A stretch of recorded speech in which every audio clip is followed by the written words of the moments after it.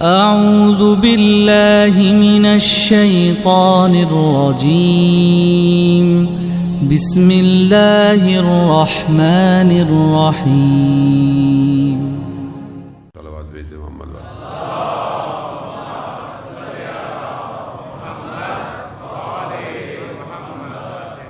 عزیزاران سید الشہداء، ماہ سفر کی آج شب پہلی ہو چکی ہے۔ سفر کا مہینہ سختیوں، مصیبتوں اور امتحان کا مہینہ ہے۔ مفاتیح الجناح کہ انشاءاللہ آپ کے گھروں میں موجود ہوگی، اگر آپ اس کو کھولیں ہر مہینے کے اعمال اس کے اندر درج ہیں۔ اس مہینے کے بھی کچھ اعمال ہیں، اس کو ضرور دیکھیے گا۔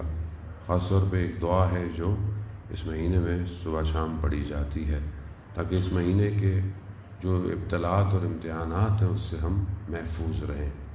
صدقہ ہر مہینے کا بھی دینا ضروری ہوتا ہے کہ بہرحال جتنا ہو سکے آپ اس مہینے کا صدقہ دیا کریں۔ مفاتیح الجناح بہرحال ایک ایسی کتاب ہے کہ جو شیخ عباس قمی نے کمپائل کی ہے۔ ظاہر ہے وہ دعائیں ہیں، زیارتیں ہیں، اعمال ہیں، اور انہوں نے مختلف کتابوں سے، احادیث اور روایات سے اس کو جمع کیا ہے۔ یقیناً ہمارے گھروں میں موجود ہونی چاہیے۔ اردو ترجمے کے ساتھ شان جوادی صاحب کا ترجمہ بھی ہے، اس کے علاوہ بھی ترجمہ موجود ہے۔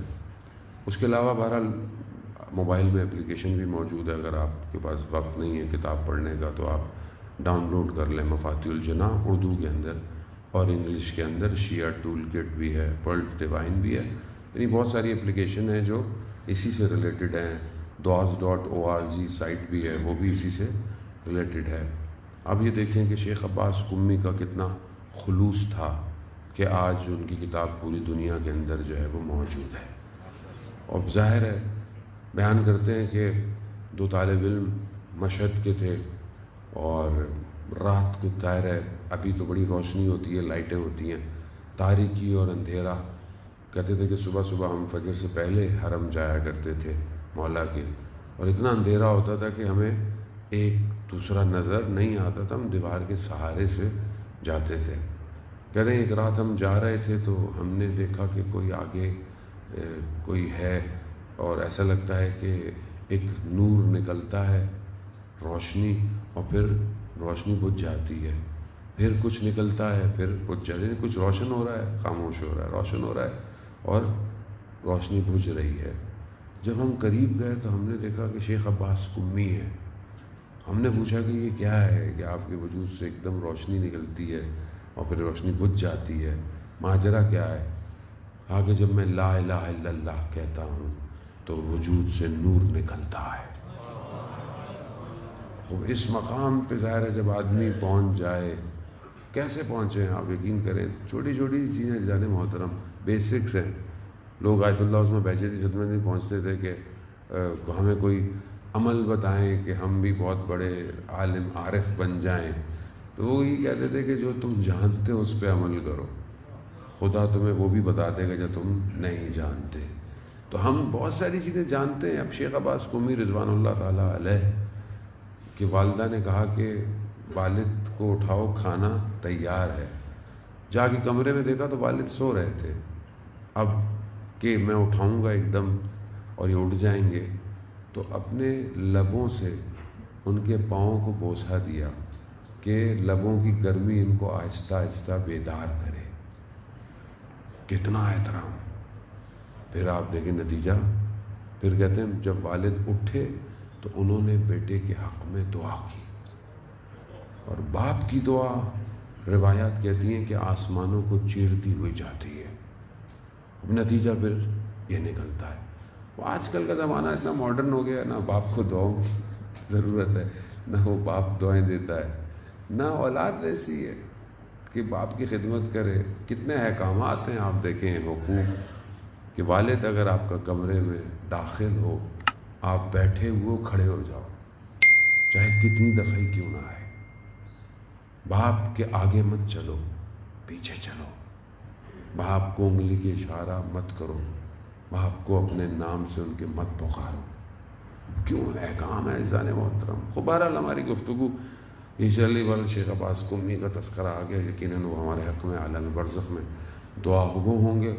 ہماری گفتگو بہرحال چل رہی تھی کہ کون سی چیزیں ہیں جو کہ بہرحال روبرو ہیں، رکاوٹیں ہیں کہ جس کی وجہ سے لوگ امام کا ساتھ نہیں دے پائے۔ عزیزان محترم، بہرحال آج خلاصتاً گفتگو ویسے بھی آخری ہے، اور آپ کی خدمت میں بہت شکریہ آپ سب کا بھی، اور اراکین مسجد خدیجہ الکبریٰ کا، تمام لوگوں کا، جتنے بھی لوگ بہرحال کمیٹی میں رہے ہیں اور کام کرتے ہیں، خاص طور پہ جوان بچے جو بھی بہرحال سیکیورٹی پرووائڈ کرتے رہے، باہر کھڑے رہے، ساؤنڈ والے، میڈیا والے، ہر شخص، بہرحال پوری مینجمنٹ جتنی بھی ہے، سب کا میں بھی شکر گزار ہوں کہ بہرحال آپ نے موقع دیا، اور آپ سامعین کا کہ جو عزادار سید الشہداء ہیں کہ آپ آئے اور آپ نے جو ہے وہ حسن سماعت کا مظاہرہ کیا، اور آپ سنتے رہے۔ خدا انشاءاللہ توفیق دے گا، خود دوبارہ آپ کی خدمت میں بشرط زندگی جو ہے وہ حاضر ہوتے رہیں گے۔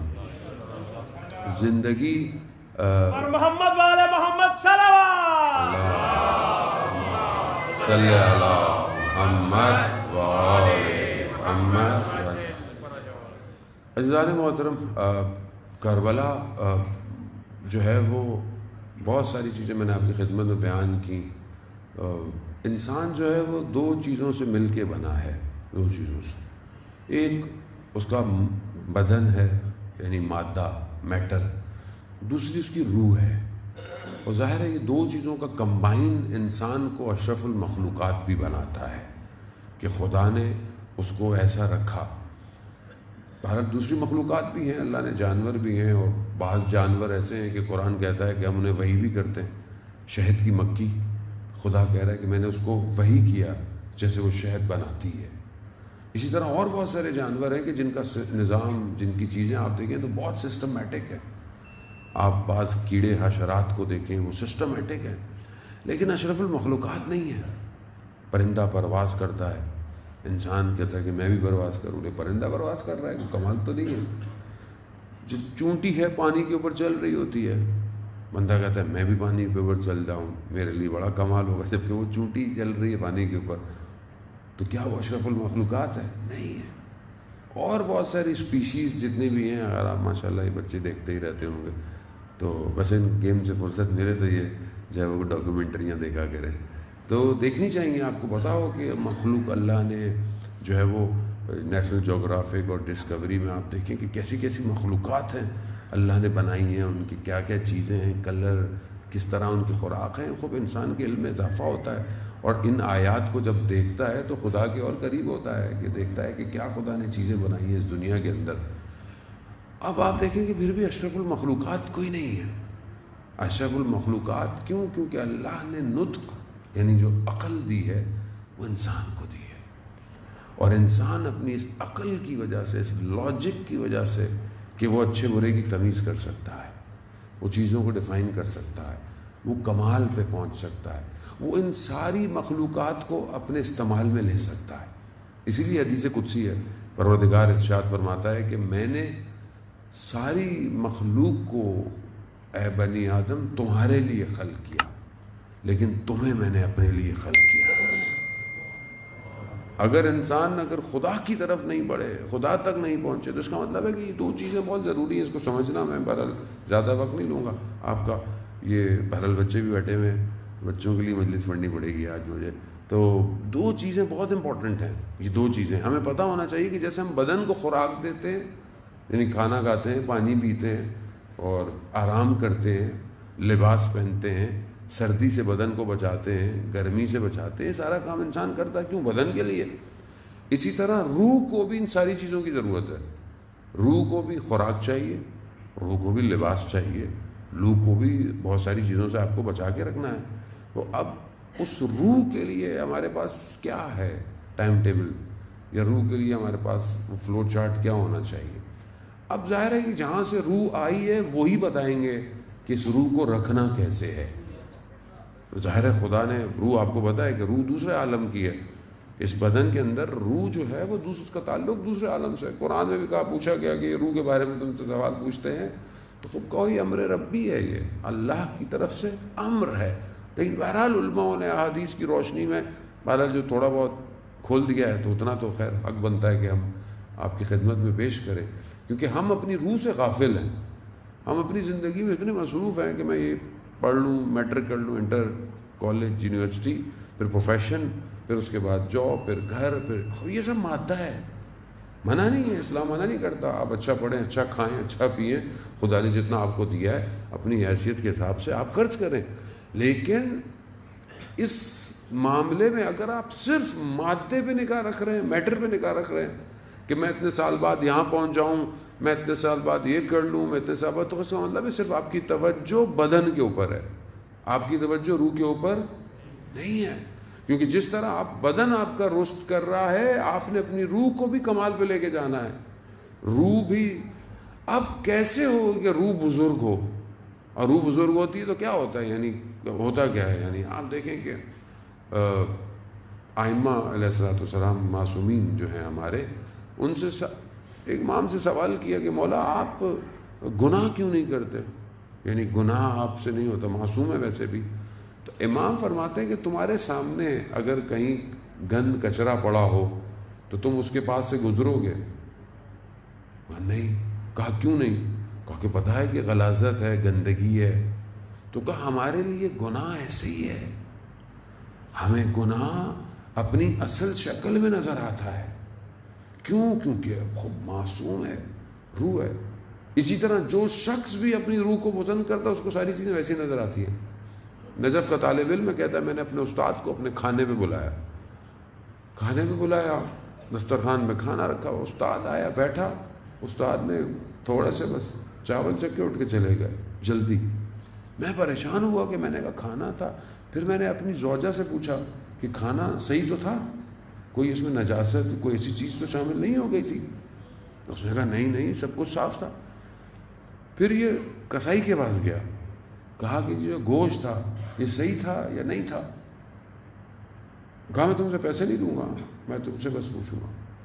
تو اس نے یہی کہا کہ گوشت جو ہے مطلب جانور پتہ نہیں مر رہا تھا یا مردہ ہو چکا تھا، بہرحال میں نے جو ہے وہ. اب یہ اپنے استاد کے پاس گیا، کہا کہ آپ نے کھانا کیوں نہیں کھایا؟ کہا میں جب دسترخوان میں بیٹھا تو مجھے تمہارا کھانا نہیں، مجھے غلاظت نظر آ رہی تھی. کیوں؟ کیونکہ جو اصل ہے، خوبصورت ایک چیز اگر نجس ہے، حلال نہیں ہے، تو وہ اپنی شکل میں نظر آ رہی ہے. ہمیں کیوں نہیں نظر آتی؟ ہم سے خدا نخواستہ اگر انسان دنیا ادارہ، خاص طور پہ یہ سوشل میڈیا ہمارے ہاتھ میں ہے، کیوں ہم جوان خاص طور پہ اگر کوئی تصویر دیکھتا ہے، کوئی چیز دیکھتا ہے، اس کو برا کیوں نہیں لگتا، اس کو اچھا کیوں لگتا ہے؟ برا کیوں نہیں، ریپیل کیوں نہیں کرتی چیز، ریجیکٹ کیوں نہیں کرتی؟ مثال کے طور پر آپ بیمار ہوں، خدا نخواستہ، یا کوئی مریض ہے، اللہ تعالیٰ سب بیماروں کو شفا کاملہ عطا فرمائے. اگر انسان کو بخار ہو جائے، خوب انسان ہے ظاہر بخار، آپ کے منہ کا ذائقہ ختم ہو جاتا ہے. اب آپ کے سامنے دنیا کا بہترین کھانا ہو، لذیذ کھانا ہو، آپ کھائیں گے؟ ختم نہیں.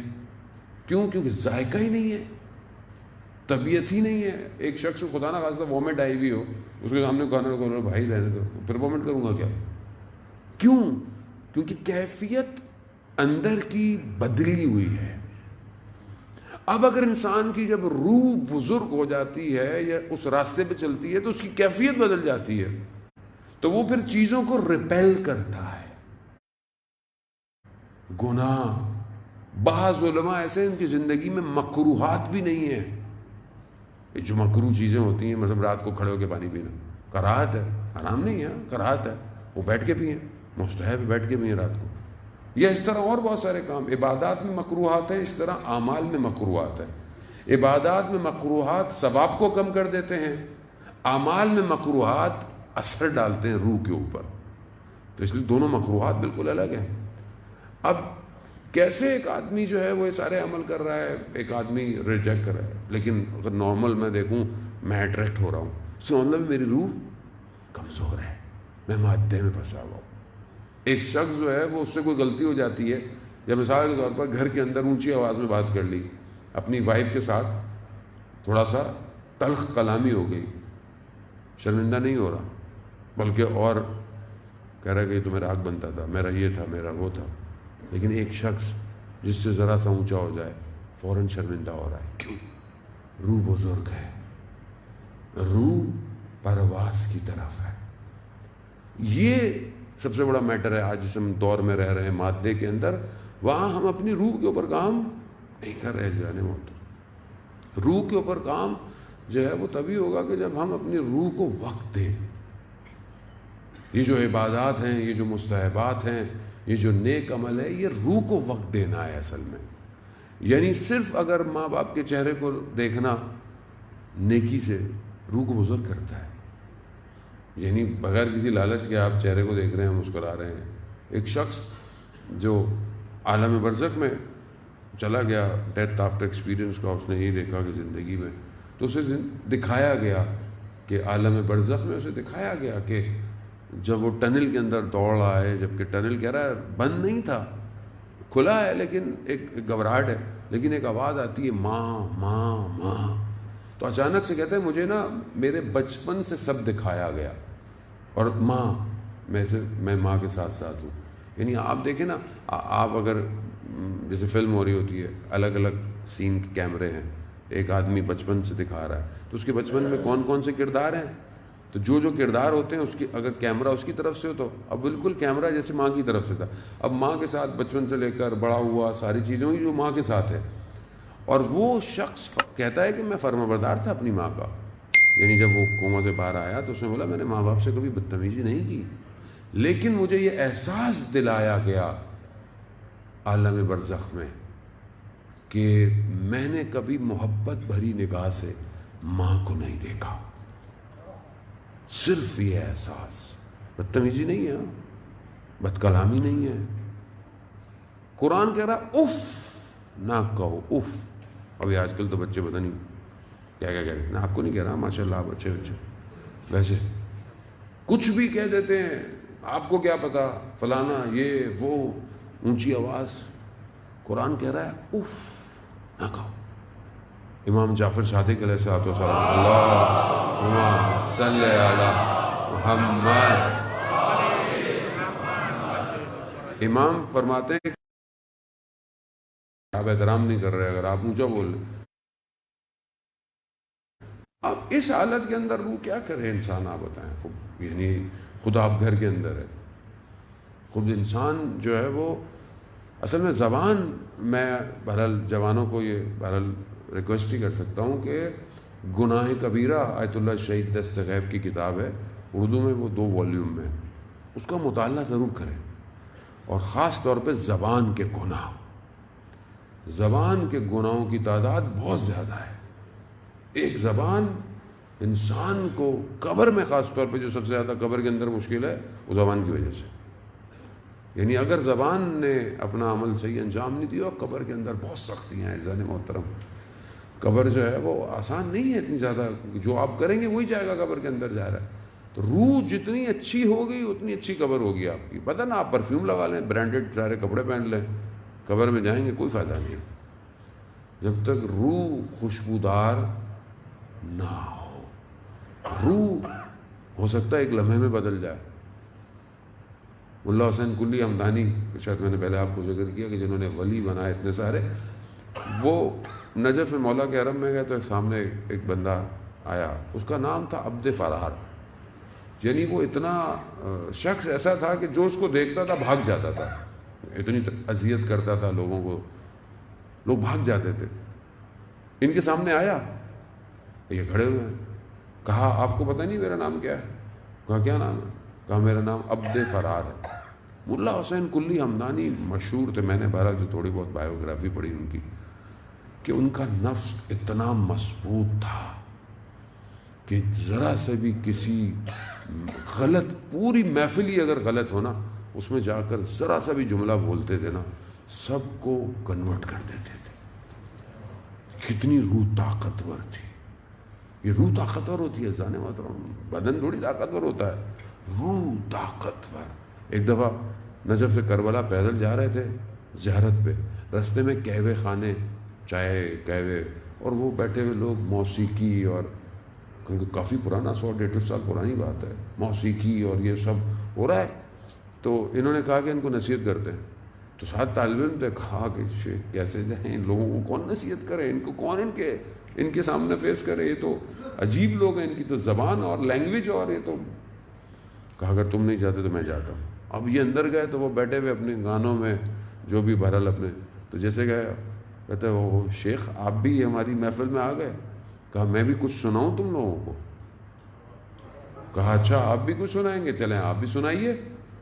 تو مولا کائنات کے کچھ اشعار پڑھے انہوں نے جو دنیا اور دنیا کی حقیقت کے بارے میں تھے. چند اشعار پڑھے، پورا مجمع گریے کرنے لگ گیا. نفس اتنا مضبوط. یہ عبد فرار سامنے آ گیا. آپ نہیں جانتے میں عبد فرار ہوں. کہا تمہارا فرار کس سے، اللہ سے یا اس کے رسول سے؟ ایک جملہ بس بولا، چلا گیا. دوسرے دن کے درس پہ آئے، اپنے شاگردوں کو بولا آج درس نہیں ہوگا. کہا کیوں؟ کہا ایک اللہ کے ولی کا انتقال ہو گیا ہے.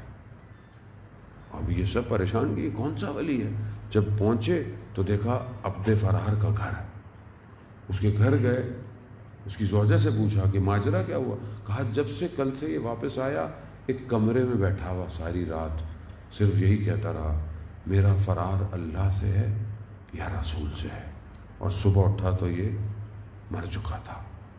ایک جملہ ولی بنا کر مار دیتا ہے. روح اتنی بزرگ ہے. عزیزان محترم، ہم روح پہ کام کرنے کی ضرورت ہے. ہم بدن پہ بہت نا کام، ماشاء اللہ لڑکے ایکسرسائز کرتے ہیں، ورزش کرتے ہیں، کرنی بھی چاہیے. ویسے بھی کووڈ نے لوگوں کو ذہنی مریض بھی بنا دیا، گھبرا بھی. لیکن آپ جتنے مضبوط ہوں گے بیماری اتنی آپ ریپیل کریں گے. اور خاص طور پہ یہ سوشل میڈیا کا دور، ان بچوں کو بھی فزیکل ایکٹیویٹیز بہت ضروری ہیں. کیونکہ اب یہ کہ درس بھی آن لائن ہے، کلاسیں بھی آن لائن، ٹیوشن بھی آن لائن، ہر چیز ہی آن لائن ہے. تو اگر اتنا آپ موبائل اور ٹیبلٹ اتنا یہ یوز کریں گے، ویسے بھی میڈیکلی بھی نقصان دہ ہے بہت زیادہ دیر آنکھوں کے سامنے اسکرین کا رہنا، اور اسپرچولی بھی نقصان دہ ہے. کیونکہ ہمیں نہیں پتہ کہ کیا کیا ایڈز آ رہے ہیں، اس کے اوپر کتنی چیزیں آ رہی ہیں، بچے کو نقصان دیتی ہیں. تو آپ اس کی فزیکل ایکٹیویٹی کریں. یہ اللہ نے آپ کو پروڈکٹ دی ہوئی ہے، اس پروڈکٹ کا خیال کریں. صرف کما کر دینا اور ان کو چھوڑ دینا یہ نہیں ہوگا. خدا پوچھے گا کہ آپ نے ٹائم کتنا دیا تھا. تو آپ خود ان کے ساتھ بہرحال، کیونکہ یہ بہرحال امام زمانہ کے سپاہی ہیں یہ، اور ہم امام زمانہ کو جو نسل دینی ہے وہ کیسی ہے. پہلی بات تو یہ کہ ہم خود امام زمانہ کے لیے تیار ہوں، بعد میں ہماری اولاد تیار ہوگی. صلوات بھیج محمد والے اور محمد والے محمد صلوات. اللہم صلی علی اذان محترم. اب یہی روح جب نفس یعنی جب بدن حاوی ہو جاتا ہے نا، تو پھر ایسے لوگ پیدا ہو جاتے ہیں کہ امام ہدایت دے رہے ہیں اور لوگوں کو آواز نہیں آ رہی. جب کئی دفعہ امام نے بھیجا کہ ان کو پیغام دیں، خود امام نے کربلا میں کئی دفعہ ان کو کہا، لیکن نہیں ہوا. امام نے خود کہا کہ ان کو سمجھ میں نہیں آئے گا. کیوں؟ کیونکہ ان کے شکم حرام لقموں سے بھرے ہوئے ہیں. اب ظاہر ہے انسان جب نفس دنیا کی طرف مائل ہو جائے تو پھر انسان اپنے بدن کے لیے سب کرتا ہے. اب شکم کے لیے حرام بھی کرتا ہے، بدن کے لیے. اب وہ جو سامنے کھڑے ہوئے تھے، آپ دیکھیں نا، وہ دنیا انہوں نے کیا کیا آپ کے سامنے. یہ ساری مثالیں کربلا کے اندر ہیں. کچھ لوگ جان کی خاطر، کچھ مال کی خاطر، کچھ اولاد کی خاطر، کچھ خوف سے، خوف ہے کہ مر جائیں گے یا مار دیا جائے گا، ہمارے ساتھ یہ ہو جائے. ہمارے اس طرف مرتے تو کیا ہوتا، مر تو اس طرف بھی گئے، لیکن کوئی مرے وہ تو زندہ ہی ہیں، ہم ان کو سلام کرتے ہیں. اس طرف مرے کھپے کیا ہو گیا. خود جو ہے وہ عمر سعد کتنی دفعہ ایسے امام نے اس کو کہا، لیکن اس کے دل میں شہر رے کی جو محبت تھی نا کہ ایسے وہ پوسٹ ملے گی، وہ ڈیزگنیشن ملے گی. سوچیں انسان کس جگہ پہنچ جاتا ہے کہ اس دنیاوی پوسٹ کی خاطر وقت کے امام کو شہید کر دے. آپ تصور کر سکتے ہیں آدمی کیسا کرے گا. جبکہ امام نے کہا کہ ہم تمہیں دنیا بھی دیتے ہیں، ہم تمہیں سب ملے گا، ہم تمہیں دینے کو تیار ہے. تم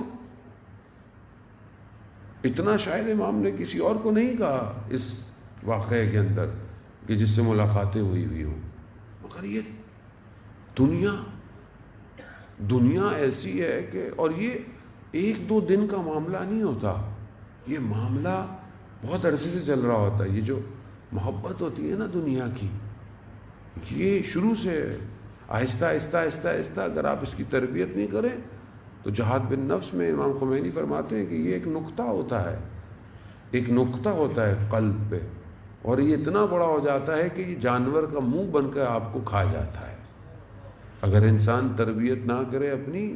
لیکن 40 سال کے بعد بڑا سخت ہو جاتا ہے تربیت کرنا، ناممکن نہیں ہے، لیکن اگر کوئی عادت آپ کی 40 سال تک آپ نے اس کو صحیح نہیں کیا تو پھر وہ عادت سٹرونگ ہو جاتی ہے، پھر اس سے باہر نکلنا آسان نہیں ہوتا۔ اس لیے کہتے ہیں کہ 40 سال تک اپنے آپ کو بہت اچھا کریں، اگر کوئی چیز ہے تو اس کو صاف کریں، کیونکہ 40 سال کے بعد آپ آٹو پہ آ جاتے ہیں، پھر آپ کی ہر چیز چلتی رہتی ہے۔ ناممکن نہیں ہے کہ آپ چھوڑ سکتے ہیں آپ، لیکن سخت ہے۔ اسی لیے 40 کا جو فیکٹر ہے وہ بہت زیادہ امپورٹنٹ ہے۔ 40 دن عمل کرنا، 40 دن یہ کرنا، 40 دن وہ کرنا، حکمت بھی 40 تک جو ہے وہ انسان اپنی تربیت کر سکتا ہے۔ یہ نفس کی تربیت کا ٹریول جو ہے وہ ہمیں روح کے لیے سب سے پہلے تو یہ بہرحال ہم انفارمیشن لیں، اپنے وجود میں ڈالیں، کیونکہ جو امام کے مقابلے میں آئے تھے ان کے نفس دنیاوی تھے، ظاہراً وہ نماز بھی پڑھتے تھے، وہ سارے کام کرتے تھے، آپ کے سامنے قاری بھی تھے قرآن کے، لیکن اندر برباد ہوئے تھے۔ اور یہاں کیسے لوگ تھے کہ جن کی روحیں اتنی بڑی تھیں کہ آج تک جو ہے وہ لوگ متصل ہو رہے ہیں، چاہے وہ آخری لمحے میں کیوں نہ آیا ہو۔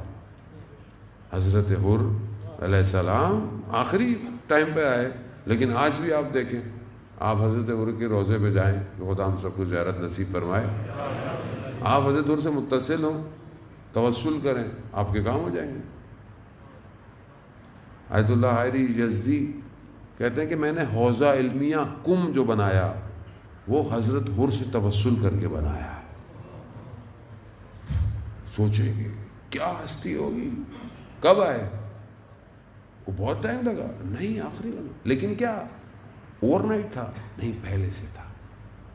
وہ جو اندر تھا نا، ہمارے ایک استاد کہتے ہیں کہ حر نجف میں جس استاد کے زیر تربیت تھے، جو اسے تفسیر کا درس دیتے تھے، اس کے اثرات، یہی ادب کہ جب امام نے کہ اس نے امام کی سواری کو روکا اور امام نے کہا کہ تمہاری ماں تمہارے عزا میں بیٹھے، تو اس کے وجود سے جو احترام آیا نا باہر کہ میں آپ کی ماں کے بارے میں یہ نہیں کہہ سکتا، تو یہ کیسے آیا؟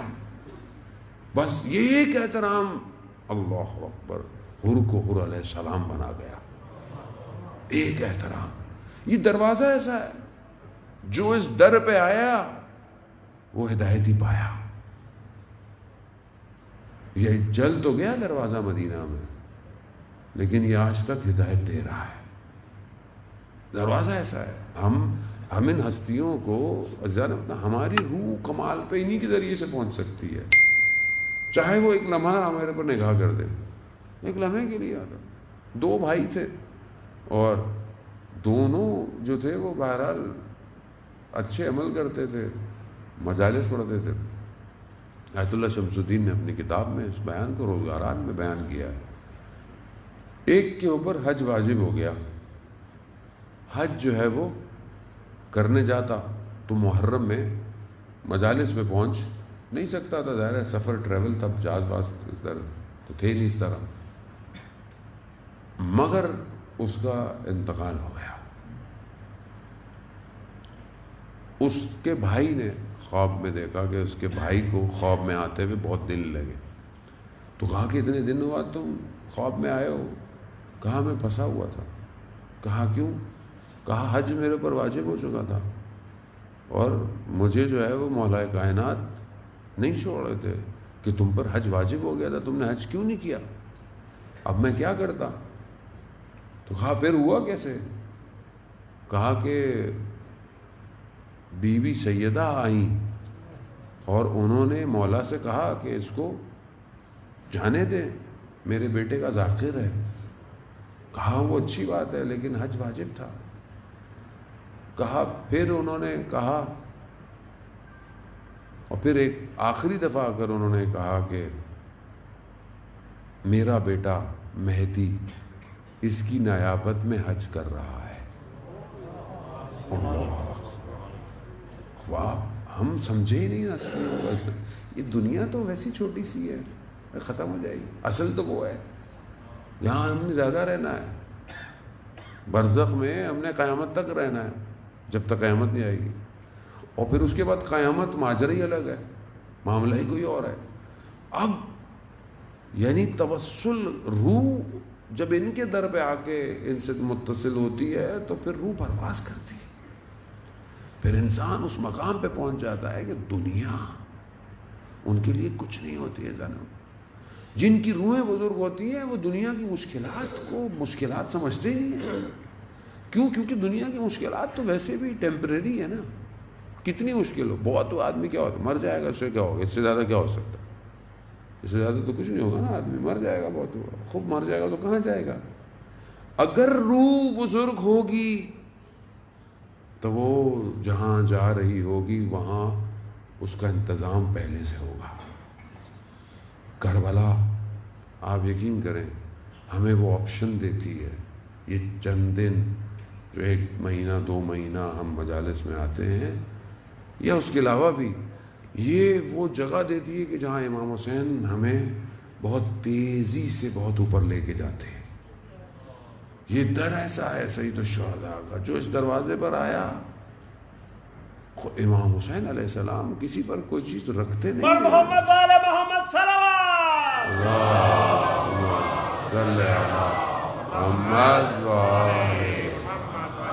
امام حسین کسی لیے کچھ رکھتے نہیں ہیں. اگر آپ مجلس میں آ رہے ہیں، آپ اپنے لیے آ رہے ہیں. اجزانے والا عزاداری ہمیں زندہ رکھنے کے لیے نا، ہم نے عزاداری کو زندہ رکھا ہوا ہے. ہم خود زندہ ہونے کے لیے مجلس میں آتے ہیں. اور جو امام حسین کی وادی میں آ گیا، امام حسین اسے بہت اوپر لے جاتے ہیں. جسے حسین دے دے اسے دنیا ویسے بھی کچھ نہیں دے سکتی.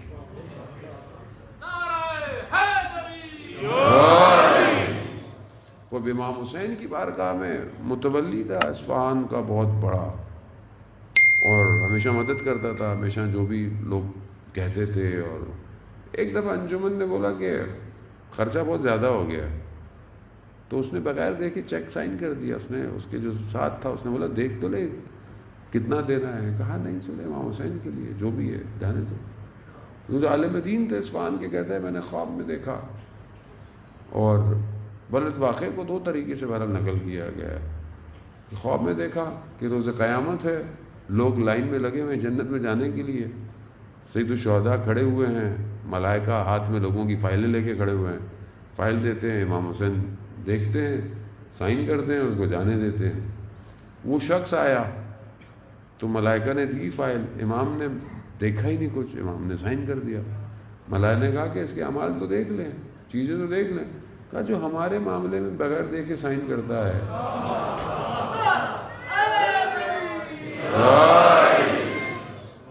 ظاہر ہے تو اس کو ہم کیوں دیکھیں.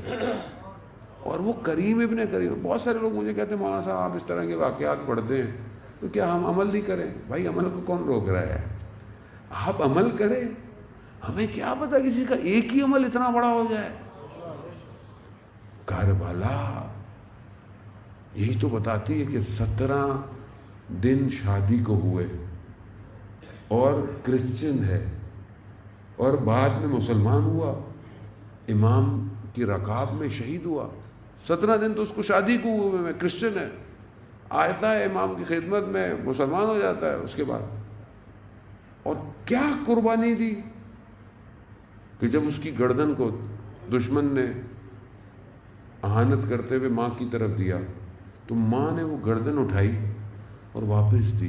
کہا جو ہم دیتے ہیں وہ لیتے ہیں.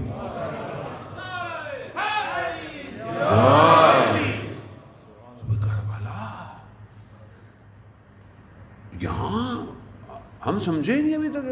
ہم اپنی اینک سے دیکھتے ہیں مولا کو، اپنے حساب سے دیکھتے ہیں. بھائی یہ ان کی بارگاہ ہے، وہ کریم ابن کریم ہے. وہ پتھر اٹھانے پہ پتہ نہیں کیا دے دیں ہمیں، وہ کچھ بھی کر سکتے ہیں. وہ ایک گلاس پانی پلانے پر کسی کو جام کوثر پلا دیں، وہ ان کا معاملہ ہے. جب قرآن کہہ رہا ہے کہ 3 دن سائل آتے رہے، اور اپنے لیے جو انہوں نے بنائی تھیں روٹیاں وہ بھی نظر کے روزے تھے سارے، ایک نے دیا، دوسرے نے دیا، تیسرے نے دیا، جب بابا نے دیا ہے تو ہم بھی دیں گے، سب نے دیا. 3 دن قرآن کی آیات نازل ہو گئی، پوری سورت جو ہے سورہ انسان نازل ہو گئی. یہ وہ جو ہیں جو کھانا بھی کھلاتے ہیں، اور کس لیے؟ صرف اللہ کی خاطر، کچھ طلب نہیں کیا، صرف خدا کی خوشنودی. وہ یہ کس لیے ہے؟ یہ ہمارے لیے ہے. یہ امام کیوں اتنی مشکلات کو برداشت کر رہا ہے؟ یہ امام کیوں اتنی سختیوں کو؟ یہ ہمارے لیے. جان محترم، یہ جو امام خدا کی راہ میں اتنا کچھ دے رہا ہے، یہ ہمیں بچانے کے لیے ہے کہ ہمیں بچایا جائے. لیکن ظاہر ہم سے تقاضا بھی ہے، جب ہمیں کچھ دیا جا رہا ہے تو ہمیں بھی تو اپنا عمل انجام دینا ہے کہ نہیں دینا. ابھی کربلا کے بہرحال ہم کربلا کو جب اتنا سنتے ہیں تو ظاہر ہے آخری امام ہمارا منتظر ہے. وہ منتظر بھی ہے، وہ منتظر بھی ہے، اس کا انتظار بھی کیا جا رہا ہے، اور وہ خود بھی انتظار کر رہا ہے. خود کس کا انتظار کر رہا ہے؟ امت کا انتظار کر رہا ہے کہ امت کب تیار ہوگی. تو اگر امت اس جگہ سے تیار نہیں ہو جو مجلسوں سے ہوتی ہیں، تو پھر اور کہاں سے تیار ہو امت؟ آپ سوچیں. اور تو کوئی یونیورسٹی نہیں ہے کہ جو امام زمانہ کے لیے تیار کرے. لوگ گریجویٹ ہی بنا رہے ہیں، کوئی انجینئر بنا رہا ہے، کوئی ڈاکٹر بنا رہا ہے، وہ کچھ بنا رہا ہے. بہرحال اچھی بات ہے، بننا بھی چاہیے. لیکن امام کے لیے کون تیار کر رہا ہے؟ یہی یونیورسٹی ہے.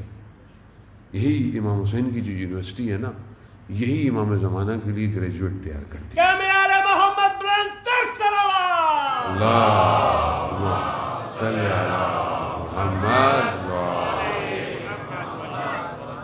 تو یہ جو بہرحال ہم آتے ہیں مجلسوں میں آتے ہیں، اور اس کو کنٹینیو رکھیں. مطلب مجلسوں کے بعد ضروری نہیں ہے کہ آپ یہ سلسلہ توڑ دیں.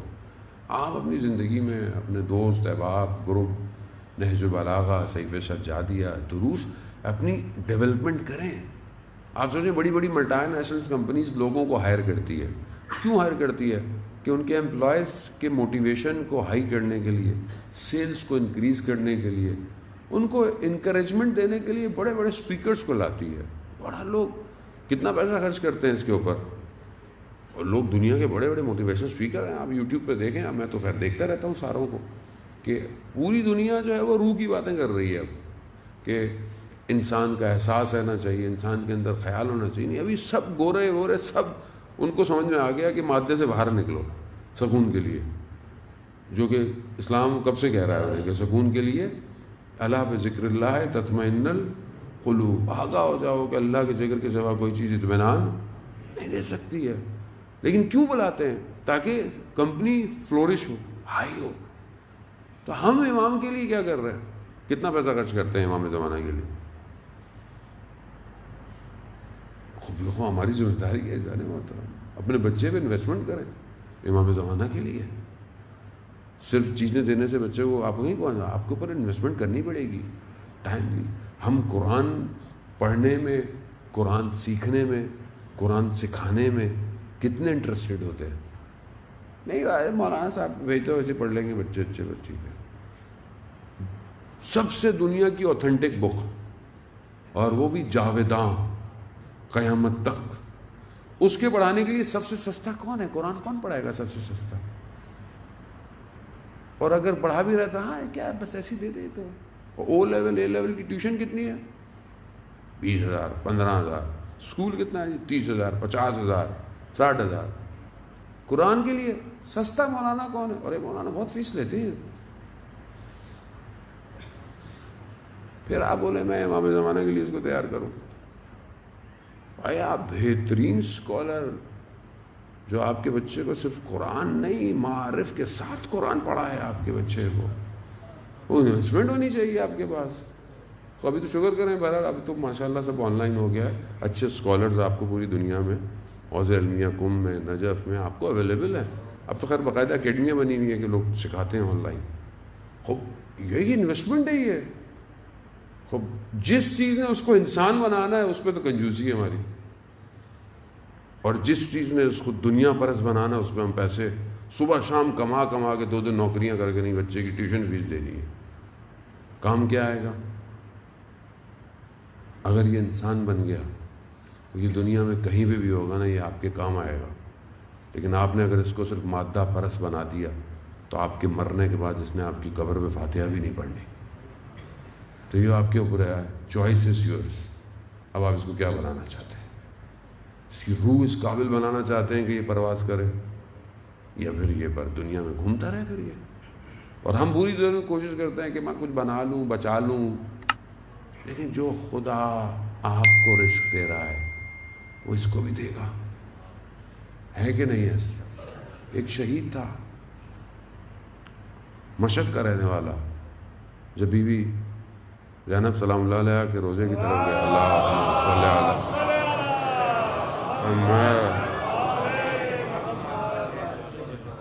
وہاں سے واپس آیا تو چہرے پر اتنا نور تھا کہ محلے والے پہچانے ہی نہیں. 18-19 سال کا جوان ہے. دوبارہ جانے لگا تو ماں نے روکا کہ کہاں جا رہے بیٹا، باپ بھی نہیں ہے. بیوی نے روکا، نئی نئی شادی ہوئی تھی، کہ اگر اولاد ہو گئی تو کیا ہوگا. تو اس نے ماں سے کہا، ماں میں جب 11 سال کا تھا تو میرے باپ کا انتقال ہو گیا، مجھے کس نے پالا؟ خدا نے. میرے بچے کو بھی خدا ہی پالے گا. راستہ ایسا اجزاء موت. خدا کہتا ہے کہ اگر تم میرے کم دیے ہوئے پر راضی ہو جاؤ تو میں تمہارے کم عمل پہ بھی راضی ہو جاؤں گا. خدا حدیث ہے اجزاء موت. اب بات یہ ہے کہ ہم بڑھ کہاں رہے ہیں. بس میں زیادہ آپ کو زحمت نہیں دوں گا. عزیزان محترم، کربلا قربانی مانگتی ہے، ایثار مانگتی ہے. شخص تھا، آنکھیں آہستہ آہستہ آہستہ خراب ہو گئی، نابینا ہو گیا. مجلس محرم شروع ہو گیا، بڑی اس کو تکلیف ہوئی کہ وہ کچھ کر نہیں سکتا. خیر ایک سبیل پہ چلا گیا کہ میں یہاں کچھ تو نوکری دے ہی دوں گا. سبیل پہ کھڑا ہوا تھا، مجلس ہو رہی تھی، مصائب شروع ہوئے. بی بی زینب کا ذکر آیا، بی بی سے متصل ہوا، کہا بی بی مجھے نظر نہیں آتا مگر کرم کیجئے میری آنکھوں کو بینائی دے دیجئے. خوب معجزہ ہوا، آنکھیں اس کی ٹھیک ہو گئی. ایک جگہ کسی جگہ پر وہ تھا، کہیں آگ لگ گئی، پورا بدن اس کا جل گیا، آنکھیں نہیں جلی. ڈاکٹر پریشان ہوا کیونکہ بدن افیکٹ ہو گیا ہے. کہا جسے زینب نے آنکھیں دی ہوں سلام اللہ علیہ، اس کی آنکھیں کہاں جلیں گے زینب؟ یہ آنکھیں کتنا روئیں بی بی کے لیے. ام المصائب. جب حبیب اپنے مظاہر آئے نا اور خیموں میں خوشی کی لہر دوڑی تو خیموں میں آواز آئی کہ اماں فضا یہ کیسی بہار آوازیں ہیں. کہاں شہزادی حبیب آئے ہیں، کیونکہ حبیب کا انتظار کر رہے تھے امام حسین. کہا اچھا جاؤ حبیب کو ہمارا سلام دے دو.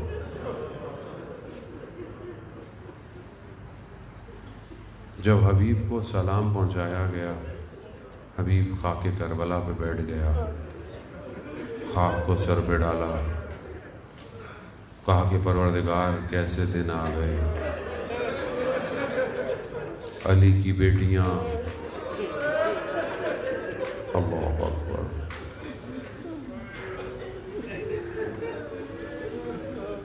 بڑی مصیبتیں ہیں عزیزان محترم، آسان نہیں ہے. وہ جو بچپن سے مصیبت دیکھ رہی ہو، بچپن چھوٹی سی ہے، دیکھا گھر کا دروازہ جل گیا، مدینہ میں بابا کے گلے میں رسیوں کو دیکھا، ماں کو دیکھا کہ دیوار کے سہارے سے چلتی ہے، رات کی تاریکی میں ماں کو غسل کفن ہوتے دیکھا۔ اب بچے کے لیے آسان ہے، بچے کے لیے آسان تھوڑی ہے، ام المصائب ہے۔ وقت گزر گیا، کوفہ میں رمضان میں دیکھا بابا کے سر پہ زرد پٹی بندھی ہوئی ہے۔ مولا بھی کیسے ہیں کہ جب ضربت لگی، جب امام حسن نے سرانے سر رکھا، آنسو ٹپکے، کہا بیٹا حسن صبر کرو، صبر کرو، بیٹا حسین صبر کرو، اصحاب کو بولا صبر کرو۔ جب گھر لے کے جائیں نا کہ کہا مجھے میرے پاؤں پہ کھڑا کر دو، میں نہیں چاہتا تمہاری آوازیں میرے گھر میں میری بیٹیوں کانوں میں جائیں۔ کوفہ ہے، کوفہ یاد رکھیے گا۔ جب گئے اندر، سب کو مولا صبر دے رہے ہیں، جیسے ہی بیٹیاں آئی نا، مولا سے صبر نہیں ہوا، رونے لگے رونے لگے۔ میں کہوں گا مولا یہ تو آپ کا کوفہ ہے، آپ کا اپنا گھر ہے، حکومت بھی آپ کی، 61 ہجری کا کوفہ، یہی آپ کی بیٹیاں ہوں گی، آپ کیسے صبر کریں گے مولا؟ زاداران محترم، یہ مصیبتیں دیکھ رہی ہے۔ یہ مدینہ میں دیکھا بھائی کے جگر کے ٹکڑے تشت میں آ رہے ہیں، بھائی کے بدن سے تیروں کو نکالا۔ وقت آیا، امام حسین سوار ہوئے، مدینہ سے جا رہے، کہا بھائی کہاں؟ کہا مدینہ چھوڑ رہا ہوں۔ کہا آپ جانتے ہیں میں آپ کے بغیر نہیں رہ سکتی۔ کہا مگر اپنے شوہر سے اجازت لینی پڑے گی۔ عبداللہ ابن جعفر نے بہرحال اجازت۔ خب یہ بھائی کے ساتھ ساتھ ہے، ہر لمحے میں اپنے بھائی کا ساتھ، اس لیے شریکت الحسین۔ کربلا میں ماند اگر زینب نہ بود، کربلا میں رہ جاتی ہے اگر زینب سلام اللہ علیہ نہ ہوتی، شک نہیں ہے اس کے اندر۔ لیکن وہیں پہنچتے پہنچتے عزیزان محترم، بس یہ چند جملے آپ سے التماس سے دعا، بی بی خود ہماری شفاعت کریں، ہمارے ہاتھ خالی، یا ثانی زہرا گناہ گار، یہ چند دن ہم نے آپ کے بھائی کے لیے آنسو بہائے، نہیں پتا یہ خالص ہیں، اس میں کسی کے لیے دکھاوا نہیں ہے۔ یقیناً ہم اس مصیبت کو نہیں سمجھ سکتے بی بی جو آپ نے دیکھی ہے۔ آزاداران محترم، آیا روز عاشورہ آیا، بس مصیبتیں آپ سنتے رہتے ہیں، بس میں چند جملے آپ سے التماس سے دعا۔ وقت آیا، جب آخری وقت آیا وداع کا، جب خیمے میں بھائی اور بہن آئے نا، نہیں پتا کیا گفتگویں ہوئی، کیا چیزیں، بس وہ کرتا دیا جو ماں نے دیا تھا، بس بھائی پھر سوار ہوئے، یہ وہ بہن جانتی ہے اور بھائی جانتا ہے۔ شیخ مقدر سردبیلی کی جب امام زمانہ سے ملاقات ہوئی نا، باب قبلہ کربلا میں، حرم میں، تو وہاں پر شیخ مقدر سردبیلی نے بیان کیا کہ امام نے مجھے کہا کہ مقدر سردبیلی مصائب پڑھوں میں نے کہا ہاں پڑھی ہے۔ کہا امام نے صرف اپنی جد کی زری کو دیکھا، صرف دیکھنا تھا، اس نے میری حالت خراب کر دیکھا ایسا، اور ایک جملہ کہا، بس کہا اے میرے جد، میرے مولا حسین، نہ یہ مقدر سردبیلی جانتا ہے، نہ اس کے طالب علم جانتے ہیں، وہ ایک لمحہ جب آپ اپنی بہن سے جدا ہو رہے تھے، بس سوار ہوئے، سواری چلنا شروع ہوئی، ابھی سواری چل رہی ہے، پیچھے سے آواز آئی، محلن محلن یا ابن زہرا، آہستہ آہستہ چلو زہرا کے لال۔ آزادارہ ہوتا ہوئی کل 2 سفر ہو جائے گی، کل کا دن ایک ہے، پرسوں 2 سفر، 2 سفر کو یہ کاروان شام پہنچا ہے۔ اب یہ مصیبت ہے کربلا کی آخری، یہاں اس کے بعد تو پھر اسیری ہے۔ اب بھائی جا رہا ہے، پیچھے سے آواز آئی محلن محلن ابن زہرا، آہستہ چلو زہرا کے لال، آہستہ، کیونکہ بی بی بھی جانتی ہے کہ اب بھائی گیا تو گیا، اب نہیں آئے گا۔ ہاں آزادارہ محترم، میرے مولا بھی دیکھ رہے ہیں، کہا کہ بہن ابھی تو مل کر آیا ہوں۔ کہا ماں کی ایک بات یاد آ گئی، ماں کی ایک وصیت یاد آ گئی۔ امام نے ماں کا نام سنا، نیچے اترے، قربان جاؤ اس ماں پر جو مدینہ چھوڑ دیتی ہے کب، نہ جانے ٹوٹی ہوئی پسلیوں کے ساتھ، گلی گلی گھر گھر امام بارگاہ مجلس سے، اے میرے بیٹے کے عزادارو، اللہ اکبر، اس ماں کا نام سنا، نیچے اترا، امامے کا تحت الحنک اٹھایا، بی بی نے بوسے دیے۔ اب حکمت کیا ہو، حکمت کسے سمجھ میں آئے؟ یہ تو جب روز عاشورہ عصر عاشورہ آئی، جب وہ جسے چکیاں پیس کے پالا تھا، وہ جب زین سے زمین پر آیا، اور جب وہ لعین سینے پہ آ کے بیٹھا، اور جب اس نے کند خنجر چلانا شروع کیا، تو پتہ چلا ماں نے کیوں وصیت کی تھی۔ آزادارہ محترم، بس شاعر کہتا ہے آپ سے التماس دعا، فیض آمادہ ہو گیا۔ یاد رکھیے گا، سب کو، بہت لوگوں نے دعائیں کہی ہیں کہ یہ مصائب میں ہمیں یاد رکھیے کہ بے اولادوں کو، بیماروں کو، بے روزگاروں کو، زیارت پہ جانے والوں کو، ہر سب کو یاد رکھتے ہوئے یاد رکھیے گا، شاعر کہتا ہے کہ خیموں سے قتل گاہ تک دوڑتی رہی، خیموں سے قتل گاہ تک دوڑتی رہی، ہاں مگر جب پہنچی تو دیر ہو چکی تھی۔ شمر کے ہاتھ میں سر تھا، ہاں مگر جب پہنچی دیر ہو چکی تھی۔ اور ایک ماں دشت کربلا پہ بے ہوش، ہاں مگر جب پہنچی تو دیر ہو چکی تھی۔ اور آخری جملہ کہ کٹی ہوئی رگوں سے دشت کربلا پر خون ٹپک رہا تھا، ہاں مگر جب پہنچی تو دیر ہو چکی تھی۔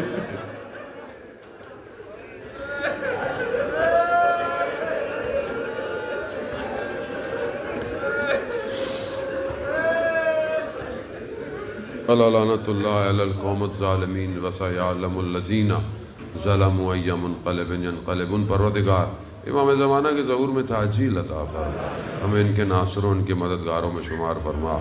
پروردگار ہماری اس عبادت کو اپنی بارگاہ میں قبول فرما۔ پروردگار تجھے بہتے ہوئے آنسوؤں کا واسطہ ہمارے امام کو ہم سے راضی فرما، ہمیں کربلا کی زیارت نصیب فرما۔ جتنے بیمار ہیں کووڈ کی وجہ سے، کینسر کی وجہ سے، بچے بیمار ہیں، جو بھی پروردگار حاضرین مجلس میں جو لوگ موجود ہیں، وہ مریض ہیں، ان کے رشتہ دار، دوست، احباب، ہمسائے جو بھی دیکھ رہے ہیں، سن رہے ہیں، پروردگار بیمار کربلا کے صدقے شفائے کاملہ اور عاجلہ عطا فرما۔ ہمیں کوئی غم نہ دے سوائے غم حسین کے۔ مجلس، ماتم، جلوس، عزاداری جہاں جہاں ہو رہی ہے، ان کی جان مال عزت آبرو کی حفاظت فرما۔ علماء اکرام، مراجع اکرام کو طول عمر و سلامتی عطا فرما۔ دشمنان اسلام اگر ہدایت کے قابل ہیں انہیں ہدایت عطا فرما، اگر ہدایت کے قابل نہیں انہیں کیفر کردار تک پہنچا۔ پروردگار یہاں پہ اس کمیونٹی کے مومنین کو جو بھی بہرحال اس میں کام، چاہے وہ ٹرسٹ ہو، چاہے وہ کمیٹی ہو، چاہے وہ ایک فرد ہو، جس نے بھی بہرحال اپنا حصہ ڈالا ہے، پروردگار ان کو اپنی بارگاہ سے اجر کثیر عطا فرما۔ پروردگار ہمارے ملک، ہمارے وطن عزیز پاکستان کو عزت اور استحکام عطا فرما، اس کے دشمنوں کو نیست اور نابود فرما۔ پروردگار ہمیں، ہمارے گھر کو وقت کے امام کے لیے تیار ہونے کی توفیق عطا فرما۔ اللہم ارزقنا زیارت الحسین۔ جتنے بھی مریض ہیں، بہرحال مدر بھائی نے کہا ہے ان کی جو ہمشیرہ ہیں وہ مریض ہیں، بہت سارے لوگوں نے التماس دعا کہی ہے۔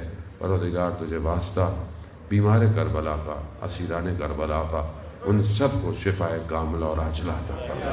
اللہم ارزقنا زیارت الحسین فی الدنیا و شفاعتہ